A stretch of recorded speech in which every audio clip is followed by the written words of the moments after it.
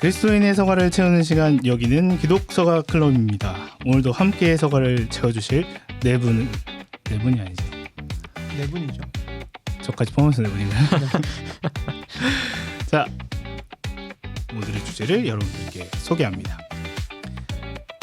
음악이 깔 거예요? 여기서. 전자레인지 앞에서 팔짱을 끼고 서서 띵 소리가 나기도 전에 문을 열어버리는 우리. 조리 완료보다 2초가 빨라야 마음이 놓이는 사람들. 엘리베이터 닫힘 버튼을 연타하고 커피 머신이 추출되는 동안 휴대폰을 한 번이라도 더 들여다본다. 배송조의 버튼은 이미 10번 눌렀고 지하철이 코앞에서 문을 닫으면 세상이 끝난 듯 허무해진다. 기다리지 못하는 우리. 빨리빨리로 세계를 놀라게 한 그 에너지의 뒷면엔 기다림이란 단어를 잃어버린 마음이 있다. 자, 오늘의 주제는 도대체 얼마나 기다려야 하나? 기다림 없는 시대 속에서 우리는 무엇을 읽고 또 무엇을 배우고 있을까? 오늘 함께 이야기 나눠보겠습니다. 자, 오늘 주제는 기다림인데요. 잠깐, 원하는 팟캐스트 그림이 아니에요? 제가 지금 하는 게 약간 왜 지금 왜 서로 눈을 맞추고 왜 비웃고 있지? 관전 중이었는데 다 하고 나서 이제 기다림이 칼칼칼 뭐 이러고 생각한 거 아니야? 나 그렇게 생각하고 한 건데 지금이라도 마음에 안 맞았다면 네. 아니, 다 끝나고 2시에 돼 있지. 저 지금 약간 박명수 느낌으로 좀 밟아봤어요. 팟캐스트. 아니, 기독교 팟캐스트 언제까지 그렇게 항상 이제 우울하고 감동적이야 하나? 우리도 재밌을 수 있다. 아니에요? 아니요. 굉장히 당황스러운 얼굴인데. 재밌어요. 자, 어쨌든 오늘의 주제는 기다림입니다. 먼저 첫 번째 질문 좀 나눠보고 싶어요. 잘 기다리는 편이세요? 네, 어떠세요? 저는 잘 기다리는 편인 것 같아요. 그러면 제가 하나 이제 밸런스 게임 같은 문제 하나 내보겠습니다. 맛집에 줄을 많이 서서 기다려야 할 때 나는 끝까지 기다려서 맛집에 맛있는 음식을 먹는다. 아니면 기다리지 못하고 그 옆집에 비슷한 음식점을 찾아간다. 내가 가고 싶었던 집이면 기다리죠. 아, 그러시는군요. 네. 일창 간사님 어떠세요? 저도 잘 기다리는 편이라고 말하려고 했는데 네. 방금 질문을 들어보니까 잘 못 기다리는 편인 것 같기도 식당은 하는 그냥 생각이. 가요? 네, 근데 이게 다음 질문이랑 사실 연결되는 거긴 한데 제가 배고픈 걸 잘 못 참아가지고 그래서 맛있는 걸 먹느니 빨리 배를 채우는 게 좋다 네. 입장이고, 뭐 왜 질문으로 다시 돌아가면 뭐 그거 외에는 뭐 잘 기다리는 편인 것 같아요. 그냥 뭐 조급해하지 않고 잘 그런 편인 것 같습니다. 근데 옛날에는 안 그랬는데 이게 점점 또 바뀌나 싶기도 하네요. 그래서 요즘 잘 기다린다는. 맞습니다. 배고픈 건 못 참. 네, 참고. 배고픈 건 좀 참기 어렵고. 네. 유민 간사님 어떠세요? 좀 잘 기다리는 편이세요? 저는 전혀 잘 못 기다리는 사람. 아까 질문하신 걸 그대로 받으면 네. 저는 새치혀의 즐거움을 잘 모르기 때문에 배만 채우면 된다. 그래서 별로 네. 그 맛집을 기다리는 것도 기쁨이라고 하잖아요. 네. 그 기쁨을 잘 모르는 사람인 것 같아요. 제가 기다리는 것도, 그러니까 저는 참는 거를, 사실 기다리는 것보다는 참는 거를 좀 더 잘하는 것 같아요. 좀 부적절한 이야기일 지금 수도 방금 있지만. 되게 참으셨는데. 부적절한 이야기일 수 있지만. 저는 뭐 화장실을 내일까지 참을 수 있다라든지. 진짜? 진짜요? 대단한 재주인데? 그러니까요. 능력이네요. 어떻게 참지? 네, 뭐 그런 거. 그래서 뭐 기다리고 그냥 있어야 되면 있고, 네, 그런 거를 별로 힘들게 여기지 않는 것 같아요. 그래서 내가 뭔가를 먹어야 되는데 기다려야 된다. 어느 식당에 꼭 가보고 싶은데 기다려야 된다. 그럼 그냥 기다리는 거고. 근데 대신에 그런 건 있죠. 그냥 맛집이기 때문에, 여기가 누가 맛집이라고 했기 때문에 줄 서서 기다려야 된다. 그런 맹목적인 거는 잘 못하고, 목적이 있을 때 이 집은 내가 꼭 먹어봐야겠다. 그러면 뭐 한두 시간 기다릴 수 있어요. 아무도 소득이 없는 아무 소득이 없네요. 대화였던 것 같은데. 네. 자, 이제 본론으로 들어가 보죠. 질문이 하나 더 있었던 거 아니에요? 그래서 뭐 가장 기다리기 기다리는 힘든 거. 게 뭐냐, 어떤 게 가장 기다리기 힘든지. 넘어가도 될 것 같네요. 유창한 사님 해보죠. 네, 아까 얘기했던 배고픈 걸 좀 진짜 힘들어하고. 네. 왜 그런지 잘 모르겠어요. 식탐이 많거나 이런 편은 아닌데 이렇게 배가 한 번 고프면 어쨌든 빨리 뭘 먹어야 되는 상황이어서 좀 친구들도 좀 다 아는 편인 것 같아요. 딱 배고프게 화나게 만들려면 이제 밥 주지 마라 이런 얘기까지 할 정도로 네. 하여튼 그런 걸 좀 못 참는 것 같아요. 유미 간사님은 뭘 못 참아요? 저는 대체로 다 못 참아서 뭐 하나 고르기가 어려운데 어떻게 대표님 좀 참을만해요? 같이 못 참는다는 건 누군가를 못 견딘다라기보다는 네. 내가 뭐 말하지 않고 혹은 네. 뭔가 행동하지 않고는 못 배기는 것에 더 가까운 것 같아요. 그래서 뭔가 내가 이 환경이 불편하면 잘 이야기해요. 그러니까 뭐 견디고 자시고 할 게 없죠. 잘 이야기하니까. 나 불편하다.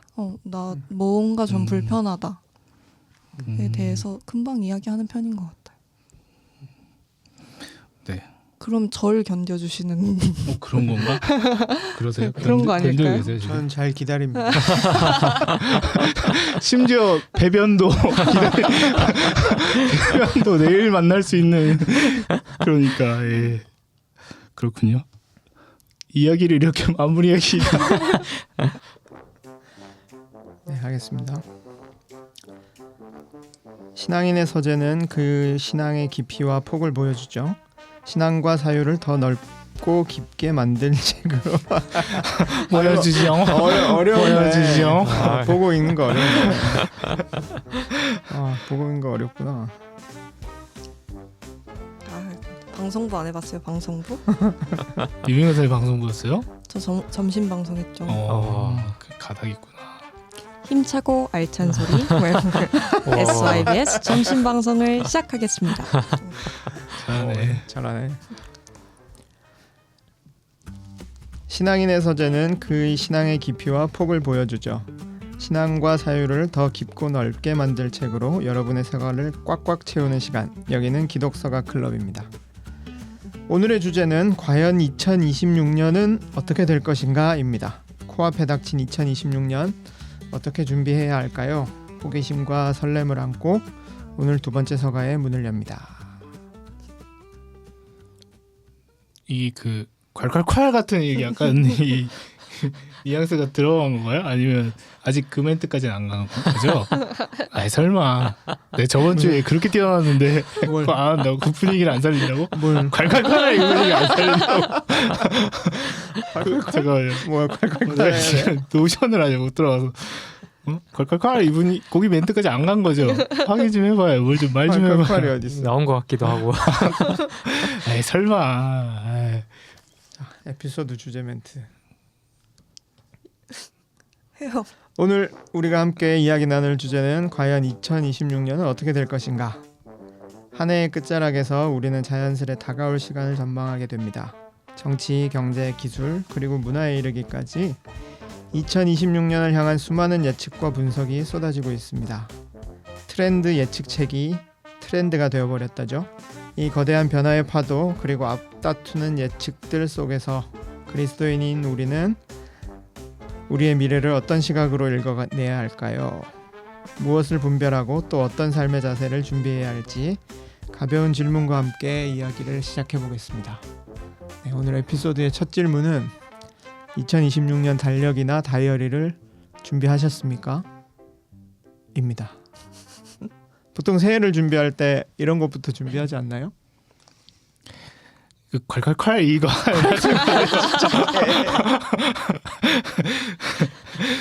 뭐 어떻게 음악으로 좀 살려보죠. 맛깔나게 제가. 학교 앞에 아트박스가 있는데 그 아트박스에 들어가 보니까 다이어리 코너가 지금 한창 매대 위에 올라와 있긴 하더라고요. 근데 다들 다이어리를 쓰시나요? 저는 한 4일 정도 쓰는 것 같고 1월 1일부터 한 4일 정도까지 쓰고 이제 그 뒤로는 백지 상태로 끝나는 것 같긴 한데 저는 이제 두 번째 질문이 연결될 수도 있지만 그 5년 다이어리를 2년 전에 샀거든요. 5년 다이어리가 뭐냐면 한 페이지에 그 5년치 일기를 쓸 수 있는 그 배치가 되어 있는 일기가 있어요. 그러니까 365장이 있고 그게 그 한 칸에 이제 5가지 연을 넣을 수 있는 거죠. 한 장에. 그래서 그거를 이제 처음에 샀을 때는 1년 내내 쓰다가 근데 이제 2년 차부터가 이제 진가인데 그 다이어리에 왜냐면 이제 작년 이 날에 내가 뭐 했는지 알 수 있으니까.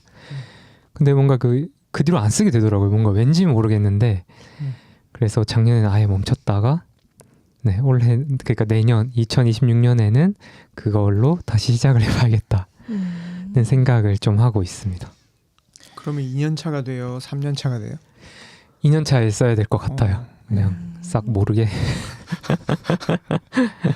물론 이제 다이어리의 꽃은 스타벅스 다이어리 아닙니까?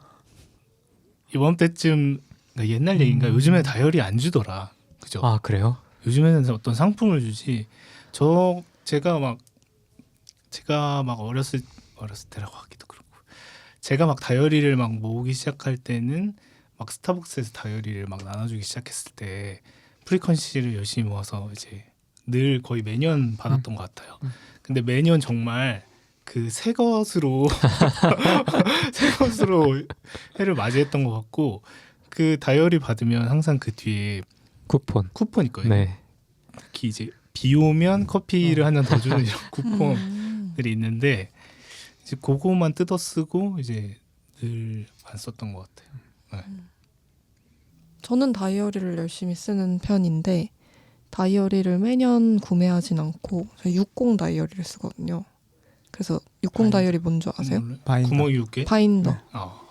그래서 그 내지만 계속 갈아치우는 그렇게 해서 다이어리를 쓴 지 제법 됐어요. 저는 수업을 들을 때나 뭐 회의를 할 때나 낙서를 되게 많이 하는 편이어서 그런 용도로도 다이어리를 작성하거든요. 저는 질문을 드렸지만 다이어리를 안 씁니다. 스타벅스 다이어리도 모았고 알라딘 다이어리도 있었거든요. 네. 네, 근데 그런 거 연말에 준비해놔 봐야 3일도 안 쓰기 때문에 진짜 단 하루도 안 쓰는 것 같아요. 네, 그래서 그냥 다이어리는 다 포기했어요. 네. 대신에 이제 저희 청활하면서 굿즈로 달력을 만드는데 달력은 늘 좀 준비하고 네, 달력은 유용하게 쓰고 있습니다. 저는 약간 그 달력도 한 장 넘기기가 쉽지 않은 것 같아요. 이제 받아서 와 저도 이번에 청원함 달력 샀는데 예뻐가지고 딱 책상에 놓고 딱 이제 한 달 시작하면 넘기질 않는 거예요. 마치 다이어리를 받아놓고 안 쓰는 것처럼 그것도 쉽지 않더라고요. 그러면 일정 관리나 뭐 내 일상을 기록하고 싶을 때나 그럴 때는 그냥 다 핸드폰으로 하시는 그죠. 거예요? 일상을 기록하고 싶을 때는 보통 이제 나 혼자 보면 아쉬우니까 페이스북에 모두 공개하게 마치 나봐라 여봐란 듯이 쓰고 일정 관리는 구글 캘린더로 네, 하고 있죠. 나만 보고 싶은 얘기는? 나만 보고 싶은 얘기는 그냥 없는 것 같아요. 오로지 다른 사람의 관심만 필요한 사람.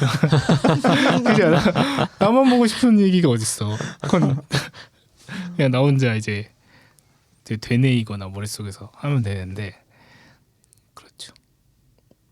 표정들이 되게 안 좋네요. 아니요.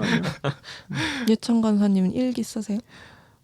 아니요. 저도 안 쓰고 그때 아까 얘기했던 그 1년 5년치 다이어리도 그날에 내가 봤던 어떤 문장들이나 그 들었던 말들이나 그런 걸 좀 채집하는 용도로 썼고 개인적인 어떤 소회나 뭐 감상 뭐 털어놓고 싶은 이야기를 쓰지는 않는 것 같아요.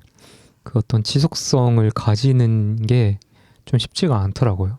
좋다는 건 알겠고 한번 해보고 싶다는 생각은 드는데 방학 숙제에도 이제 일기 쓰라 하면 겨우겨우 써낸 과거가 있고 그런 걸 생각하면 쉽지가 않다. 옛날 방학 숙제할 때 막 항상 밀리잖아요. 그 일기를 밀리니까 그날 했던 일이 생각이 안 나는 거예요. 그래서 방학이 끝날 때쯤 일기를 몰아 쓰는데 거의 일기 예보 수준. 오늘은 비가 왔다. 오늘은 눈이 왔다. 뭐 오늘은 해가 좋았다. 이 정도의 내용. 그래서 다 티가 났겠죠. 그렇죠. 저는 저만 보고 싶은 이야기를 쓰는 홈페이지가 따로 있어요. 아, 그래서 그냥 입장하면 아무것도 안 보이고 다 비밀글로 돼 있는 홈페이지가 따로 있습니다. 일종의 다이어리가 있다고 볼 수도 있겠네요. 네, 그런 면에서. 일종의 다이어리죠. 근데 뭐 오늘은 뭘 했다, 무슨 생각을 했다 이런 거보다는 그냥 요즘 생각하는 것들을 그냥 블로그처럼 쓴 홈페이지가 있습니다. 저는 학창 시절에도 학교 제출용 일기장이 있고 제가 그냥 쓰는 일기장이 따로 있었어요. 아주 어렸을 때부터 일기를 쓰는 게 저한테 되게 중요한 일이었던 것 같아요. 신앙인의 서재는 그의 신앙의 깊이와 폭을 보여주죠. 신앙과 사유를 더 깊고 넓게 만들 책으로 여러분의 서가를 꽉꽉 채우는 시간. 여기는 기독서가 클럽입니다. 네, 이렇게 답답하게 할 거야? 군기를 좀 잡아야겠어. 이게 들어가기 전에 약간 뭐 카페인 하나씩 쫙쫙 들이키고 지금 왜 좋은데요? 그럼 이게 심야 방송 같아. 그렇죠. 한 3명 지금 나갔어. 어우 하고 3명 지금. 이거 2배속으로 해주세요. 아무튼 네. 그럼 에피소드로 본격적으로 넘어가 보도록 하겠습니다. 이 지구에 살고 있는 사람들 중에 잠깐만 절대 다수가 잠깐만 이렇게 할 거야? 무슨 음악 할 거야?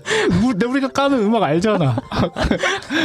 그 약간 별이 빛나는 주제마다- 거 그런 것 좀 깔아주세요. 네, 주제마다 바꿔보려고. 이루마 깔아 이루마. 알겠어. 그 요즘에 이제 사람마다 그 BGM을 따로 하잖아요. 누구 전용 BGM 이런 거. 그걸 해달라는 거야? 알겠어요. 해보자. 알겠습니다. 이 지구에 살고 있는 사람들 중에 절대 다수가 책을 읽지 않는다. 퍼덕퍼덕 움직이는 세계가 있으니 죽어있는 글자 따위는 눈에 담지 않는다. 사자가 위장에 탈이 나면 풀을 먹듯이 병든 인간만이 책을 읽는다. 오늘날의 사람들만이 그런 것이 아니라 인류 역사에서 책을 읽은 이는 전체 숫자에 비해 몇 되지 않는다. 이러한 사실을 놓고 보면 책을 읽어야 한다는 것은 소수의 책 읽는 이들이 벌이는 일종의 음모임에 틀림없다. 방금 읽어드린 글은 책과 세계라는 책에 나오는 문장입니다. 우리는 어쩌다 퍼덕퍼덕 움직이는 세계가 있는데도 글자 따위에 허우적대는 걸까요? 그렇게 요상한 음모에 빠지게 된 걸까요? 4명의 독서가들의 허심탄회한 책 이야기. 질문과 함께 시작해보도록 하겠습니다. 아멘. 콸콸콸이 없긴 하죠. 아무튼 네, 질문은 이번에는 밸런스 질문으로 준비를 해봤습니다. 첫 번째 질문 드리도록 하겠습니다. 나는 가급적 책을 완독하는 편이다. 대 끝까지 읽는 책이 잘 없다. 둘 중에 여러분들은 어떠신지 이야기를 들어보고 싶습니다. 근데 책을 편집하는 입장이나 책을 마케팅하는 입장에서는 완독하는 것이 1인 거 아니에요? 아닌가? 그렇죠. 아닌가요? 편집자는 완독을 한 4번 정도 음. 합니다. 마케터 입장은 좀 달라요. 기본적으로 읽지 않고 마케팅하는 경우도 덜어 있고요. 그 완독하지 않고 마케팅하는 경우도 있어요. 읽지 않고 마케팅하는 게 더 어려울 것 같은데 어떻게 하는 거예요? 그러니까 저희 그 RBP 그 직원들이 글쓰기 동아리를 하나 하고 있거든요. 거기에서 우리가 읽지 않는 책에 대해 말하는 법. 책에 대해 말하는 법 그 책을 같이 읽었는데 저는 되게 공감이 많이 됐어요. 그러니까 읽지 않아도 그 책이 얘기하는 기본적인 어떤 그 구조나 아니면 주제를 안다면 그 주제가 어떻게 사람들에게 접근해야 되는지에 대한 방식으로 이렇게 이끌고 가는 거죠. 이제 그런 식으로 마케팅을 하는데 기본적으로는 책을 다 읽고 한 마케팅이랑 그렇지 않은 마케팅이랑 뭐 외형적으로는 많이 차이가 나진 않지만 거기에 드리는 공이나 그 디테일들은 확실히 읽고 한 책이 이제 더 마케팅의 뭔가 질이 다르죠. 그런데 IBP에서 마케팅 하려면 사실 책이 막 쏟아져 나오니까 그 막 나오는 책마다 다 완독하기는 사실 쉽지 않아요. 네. 그런 의미에서 오인표 간사님은 책을 끝까지 읽는 편이 없는 분? 끝까지 책을 그렇죠. 잘 안 읽는 편인가요? 생각해 보면 완독하는 책보다 이제 중요한 서두 부분이나 아니면 중간까지 좀 읽고 이제 급하게 뭔가를 하게 되는 경우들이 많이 있죠. 네. 현철 간사님도 그런 편이죠? 저도 완독 안 합니다. 안 합니다. 네. 어떤 안 합니다까지예요? 안 합니다. 절대 하지 제가 않습니다. 강경파시네요. 들고 보는 책은 처음부터 끝까지 완독하겠다고 결심하고 드는 책은 없어요. 그냥 볼 만큼 보고 대충 어떤 내용이구나를 기억해 두는 정도 까지 보는 것 같고 뭐 재밌으면 좀 더 보는데 그렇다고 해서 뭐 완독을 아예 안 하는 건 아니지만 한 책을 그냥 개인 내가 보고 싶어서 잡은 책을 완독하는 경우는 거의 없어요. 완독하는 경우는 이제 우리 모임을 하거나 꼭 다 읽어야 되는 일이 있다거나 그럴 때 완독하죠. 근데 생각보다 이제 청월함도 이제 틈이라고 하는 그 잡지를 하시니까 거기에 책을 소개하잖아요. 근데 기독교 책을 소개하다 보면 기독교 책은 사실 그 서두나 초반부에 내가 얘기해야 할 것을 다 되게 요약해서 정리해버리는 경우들이 되게 많아요. 그러니까 사실은 그 부분만 읽으면 그걸 기본으로 해서 이제 뒤에 풀어가는 것을 이제 대어보는 방식인데 그래서 어떻게 보면 특히나 기독교 서적 같은 거는 이제 완독을 굳이 이제 그러니까 완독이라고 하는 게 독서의 완벽한 방법은 아니니까 책을 어느 정도 읽을 수도 있고 안 읽을 수도 있고 조금 읽을 수도 있고 하는 그 여러 가지 독서 방식 중에서 이제 굳이 뭐 완독하면 좋지만 네. 유미 간사님 어떠세요? 저는 아무래도 제가 갖고 있는 여러 가지 역할들 중에 학생이라는 역할도 많은 퍼센테이지를 차지하니까요. 그 학교에서 읽어야 되는 책들은 가급적 완독을 하는 편인 것 같고 근데 또 학교에서 읽는 책이라고 해서 수업 시간에 다루는 책 말고도 과제를 위해서 책을 읽을 때가 있으니까 그럴 때는 발췌독을 하고 뭐 그런 의미에서는 끝까지 읽지 않죠. 근데 아직까지는 그래도 들어오는 뭐 짚는 책들은 거의 다 읽긴 하는 것 같아요.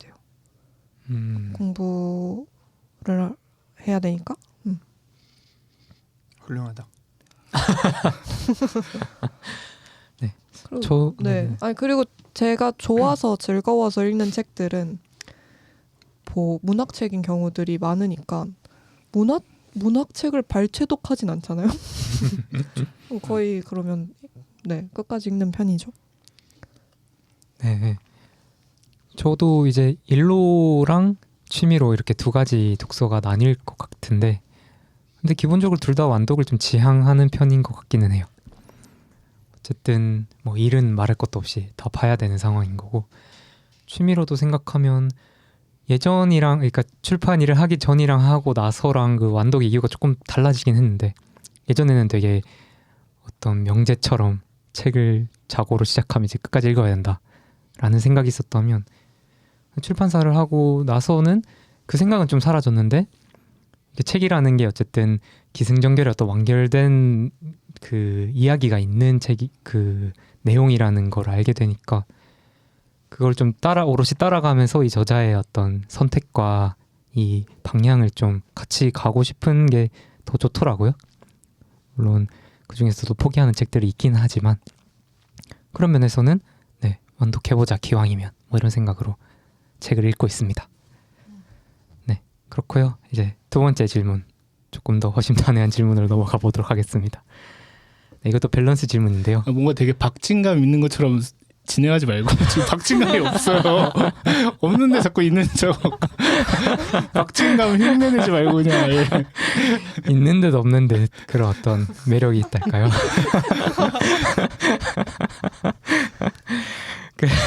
그렇습니다. 되게 숨이 차신 것 같아요. 아, 그렇군요. 약간 마라톤. 그러면 조금 천천히. 아니 천천히는 안 해도 돼. 충분히 마이크 좀- 천천히야. 마이크 좀 떼도 될 것 같아요. 마이크 좀 떼고. 네, 네. 알겠습니다. 네. 자, 두 번째 질문입니다. 나는 책을 보면서 운 적이 있다. 대 독서할 때 흘린 눈물이라곤 하품하면서 흘린 눈물밖에 없다. 혹시 기억에 남는? 이거 원래 있던 질문이에요? 네. 네. 아직도 여기 적을 못 찾았다고요? 지금 이 진행 방식이. 나 지금 당황했어. 네. 좀 현철 관사님 생각하시는 동안 혹시 임표 관사님 있어요?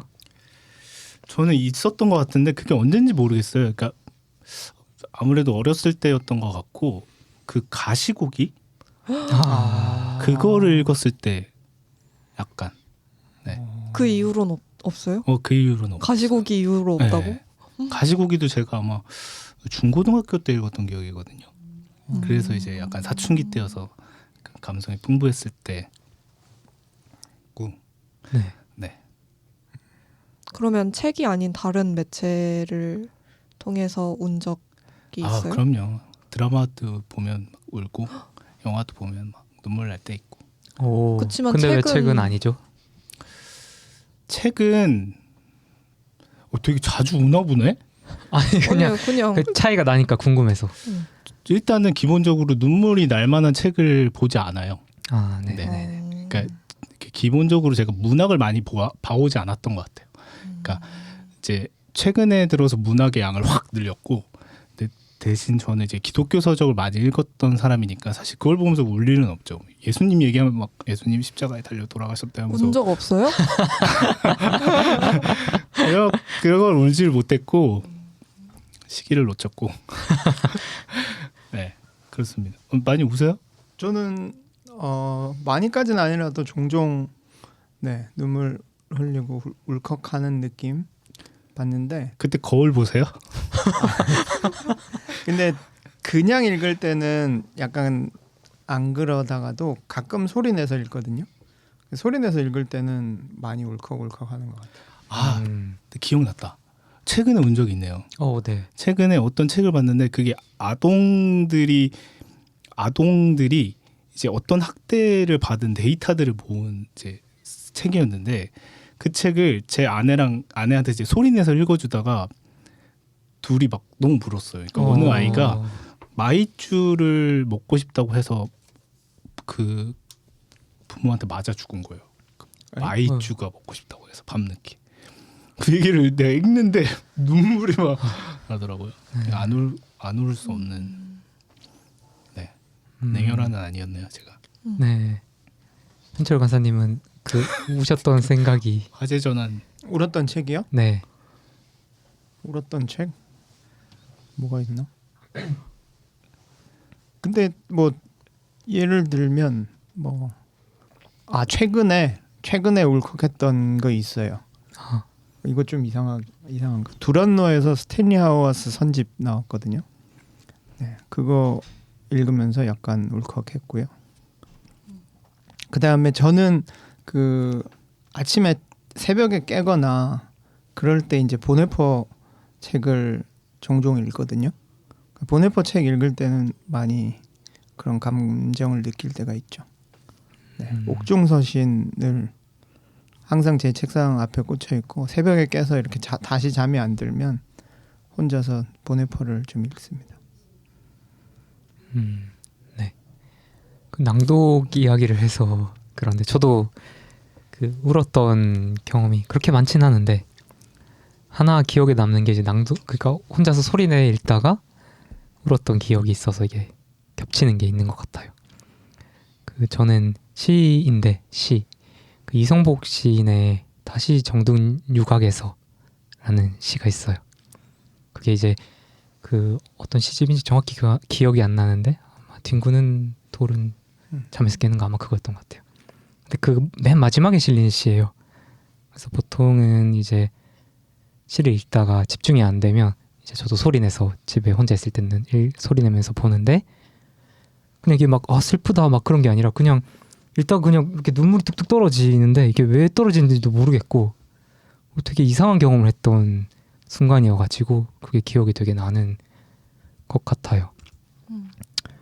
혹시 네. 저는 최근이라고 하면 그림책 보면서 많이 우는 것 같아요. 저는 주일마다 교회에서 그림책을 아이들이랑 읽는데 그 그림책을 고르기 위해 저 혼자 그림책을 막 이 책 저 책을 읽는 시간이 있고 그때 제일 많이 우는 것 같고 그림책들이 좋은 책이 워낙 많아서 요즘은 그런 것 같고요. 뭐 시를 보면서 뭐 읽으면서 울 때도 있고 뭐 소설을 보면서 울 때도 있고 그렇죠. 근데 뭐 엄청 자주 울진 않는데 그냥 그 책과 나의 어떤 상황과 경험과 일상이 조우하는 순간이 있을 때 뭐 이렇게 감정이 막 동요하는 것 같아요. 보통 그렇지 않나? 네, 그런 것 같습니다. 그 김사인 시인 시 중에 지금 제목이 생각이 안 나는데 김사인 시인이 친구가 죽고 나서 쓴 시가 있거든요. 근데 그 시가 막 엄청 슬프지 않아요. 근데 그 뭔가 계속 질문하거든요.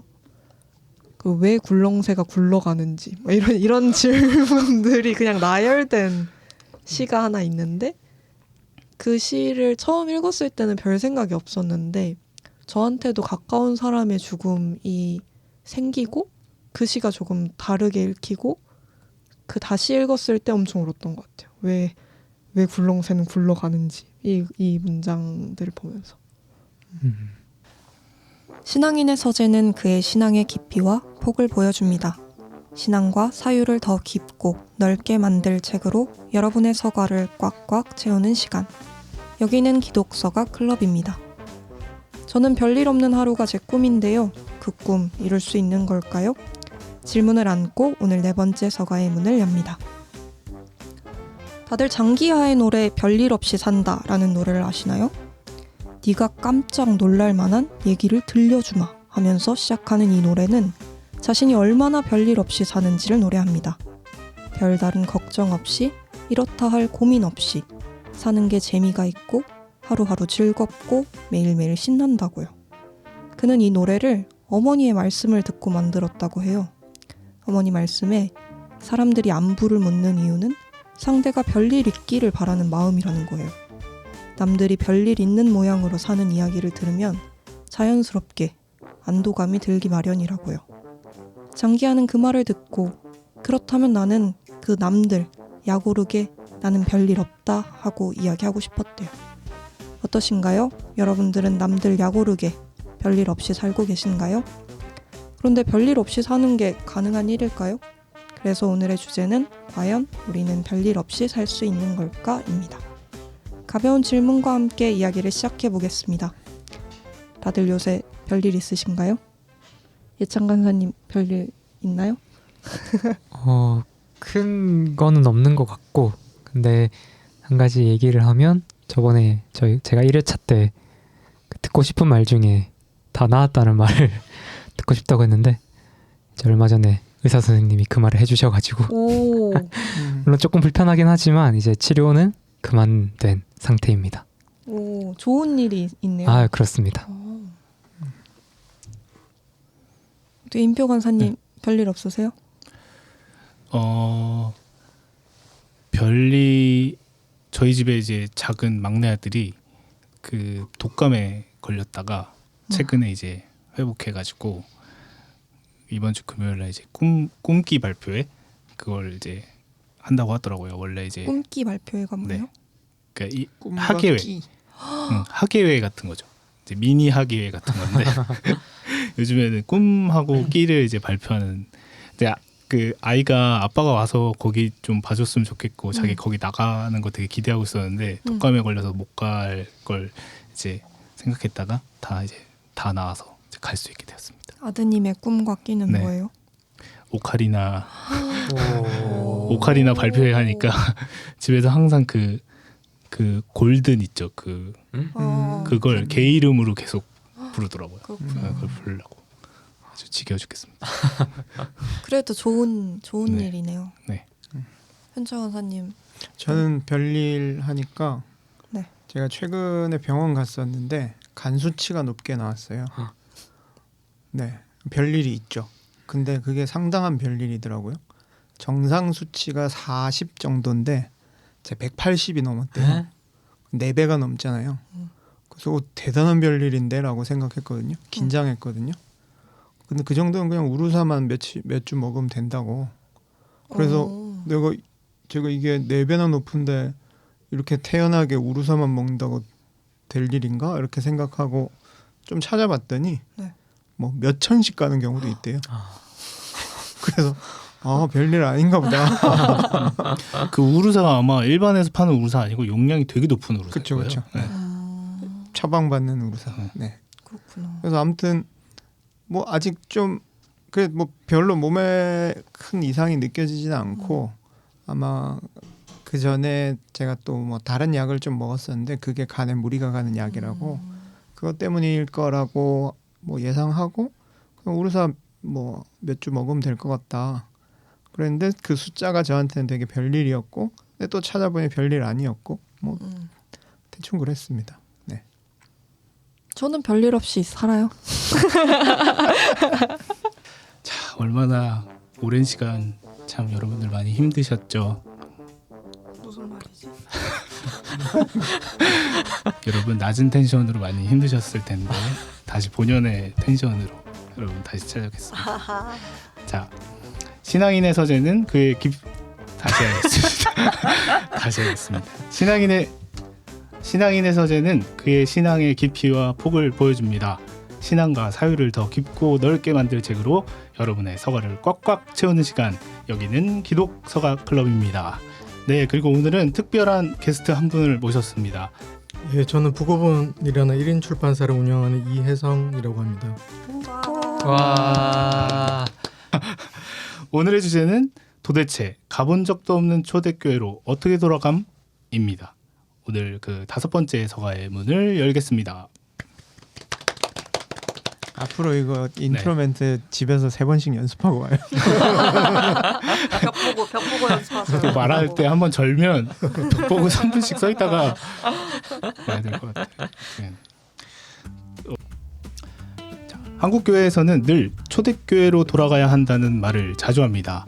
교회가 어려울 때, 우리 신앙이 흔들릴 때, 다시 바른 모범을 찾고 싶을 때마다 우리는 습관처럼 초대교회를 떠올립니다. 그런데 생각해보면 가본 적이 있어야 돌아갈 수 있는 것 아닐까요? 1세기 초대교회는 우리에게 어떤 모습이었고 그리스도인들은 실제로 어떻게 살았을까요? 우리가 상상 속으로 그려온 순수한 황금시대가 아니라 정말 그 시대에 발딛고 살았던 신자들의 신앙, 그들의 두려움과 충돌, 그리고 소망은 어떤 것이었을까요? 오늘 기독서가 클럽에서는 1세기 초대교회의 실제 모습을 깊고 선명하게 보여주는 3권의 책을 함께 탐구해 보려고 합니다. 우리가 돌아가야 하는 초대교회가 무엇인지, 또 지금 우리의 공동체 안에서 어떤 회복과 상상을 다시 시작할 수 있을지 책과 함께 차근히 살펴보겠습니다. 오늘의 주제는 도대체 가본 적도 없는 초대교회로 어떻게 돌아감입니다. 네, 자, 저희가 새로운 코너를 오늘 특별히 신설했습니다. 질문을 좋아하는 남자, 질문 사랑하는 남자, 질문 예찬 간사님 모셔보겠습니다. 네, 오늘의 질문 코너를 맡은 박예찬이고요. 오늘의 주제를 더욱 풍성하게 할 질문을 함께 나눠보도록 하겠습니다. 네, 목사님의 설교나 부흥의 주제, 또 교회 표 등에서 한국 교회는 초대교회로 돌아가자라는 이야기를 참 많이 하는 것 같은데요. 그래서 우리 오늘 서가를 여는 질문, 과연 초대교회로 돌아가야 한다는 말을 왜 많이 할까? 라는 질문입니다. 네, 감사합니다. 예찬 간사님께서 해주신 질문, 과연 초대교회로 돌아가야 한다는 말을 왜 많이 할까? 함께 이야기 나눠보겠습니다. 먼저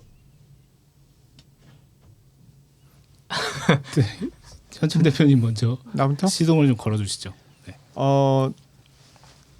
초대교회로 돌아가야 된다는 말을 한국 교회보다 종교개혁 시대에도 많이 했다고 제가 알고 있어요. 종교개혁의 큰 구호 중에 하나가 아드폰테스 근원으로 돌아가자였고 그런 표현들이 뭔가 사람들을 자극하는 게 있다는 거를 이렇게 종교인들은 잘 알고 있지 않나 하는 생각이 듭니다. 굉장히 근원으로 돌아가자, 원래대로 돌아가자 이런 표현들이 어떤 순수한 이상을 기대하게 하고 그것으로 돌아가야 한다는 또 뭐랄까요 죄책감을 좀 자극하고 그래서 종교적으로 그냥 되게 하기 좋은 그냥 클리셰 중에 하나가 아닐까 저는 그런 약간은 비판적인 생각을 갖고 있습니다. 대표님 어떻게 생각하세요? 예, 그 초대교회로 돌아가자고 하는 분들의 그 기저에는 잘못된 생각이 하나 깔려 있는 것 같은데 초대교회는 뭔가 완전하고 이상적인 교회 공동체의 모습을 하고 있을 것 같다는 그런 선입견을 갖고 있는 것 같고요. 그리고 말하는 사람이나 듣는 사람이나 지금 현대 교회가 뭔가 본질에서 벗어나 있다는 데는 대부분 공감을 하기 때문에 이 얘기를 듣고 그 대표님 말씀처럼 죄책감을 느끼고 뭔가 돌아가려고 하는 동기부여가 있는 것 같아요. 근데 만약에 초대교회가 진짜 완전했다면 제 생각에는 바울이 편지를 한 통도 안 쓰지 않을까요? 그런데요. 네. 네. 성경 자체가 초대교회에 굉장히 문제가 많았다는 걸 증거하고 있기 때문에 네. 다른 자료를까지 굳이 공부하지 않아도 알 수 있을 것 같습니다. 어떻게 생각하세요? 이창관 사님. 저도 비슷한 맥락에서 그런 어떤 흔히 제 기억을 더듬어 보면 뭔가 초대교회로 돌아가자라는 얘기가 나올 때는 그 큰 어떤 부흥회 같은 느낌. 그러니까 베드로가 한 번 설교했더니 뭐 몇천 명이 회심했다라는 어떤 결정적인 사건들과 굵직굵직한 어떤 그 이야기들에 좀 무게가 좀 많이 실렸던 것 같아요.